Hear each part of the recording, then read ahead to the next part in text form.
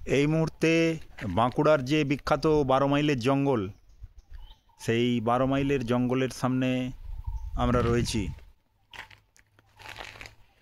এই 12 মাইলের জঙ্গল ছাড়িয়ে কিছুটা গেলে সুতান সুতান যে ফরেস্ট, সেই সুতান ফরেস্টে আমরা যাব সকাল 9টা। ওয়েদার এখানে খুব ভালো, না গরম না ঠান্ডা, এবং পরিবেশটা পুরোপুরি একদম শান্ত, নির্জন, নিরিবিলি। তবে সবার পক্ষেই জায়গা নয়। যারা ভিড় ভাট্টা, হই হট্টগোল, কোলাহলের মধ্যে থাকবার ইচ্ছে রয়েছে, তাদের পক্ষে এখানে আসাটা খুব বিরক্তিকর হবে, তাদের না আসাই ভালো। আর যাদের এই নিরিবিলি জায়গাতে কিছুটা সময় কাটানো, গাছপালা,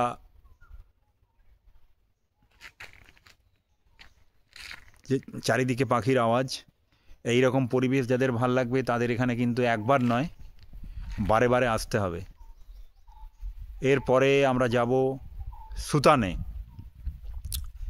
সুতানটা হচ্ছে একটি একদা মাওবাদী অধ্যুষিত অঞ্চল ছিল। মাওবাদীদের ওটা খুব ডেরা ছিল, এবং ওই সুতানেই একটি সরকারি ওখানে গেস্ট হাউস বা সিআরপিএফ ক্যাম্প জাতীয় কিছু ছিল, যেটাকে রাতের অন্ধকারে মাওবাদীরা ব্লাস্ট করে উড়িয়ে দেয়। সেই জায়গাটায় আমরা একটু পরে যাব।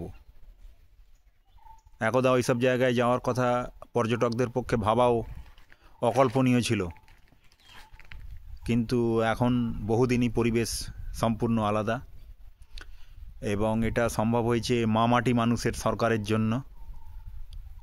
মামাটির মানুষের সরকার এখানে কিন্তু দারুণ উন্নয়ন করেছে। সেইটা প্রত্যেককে এলেই এখানকার যে পরিবেশ পরিস্থিতি আগে যা ছিল, এখন তা কিন্তু সম্পূর্ণই আলাদা, যে কারণে পর্যটকদের ভিড় এখানে লেগেই রয়েছে। কাছেই রয়েছে ঝিলিমিলি।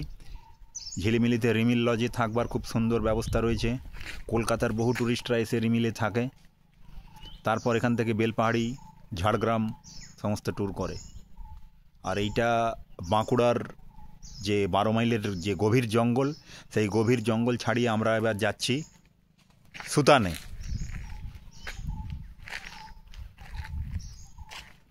আমরা বাইক নিয়ে এসেছি, সামনে বাইক রাখা আছে, আমরা দুজনে এসেছি বাইক রাইড করে। এখন সুতানে চলছি আমরা।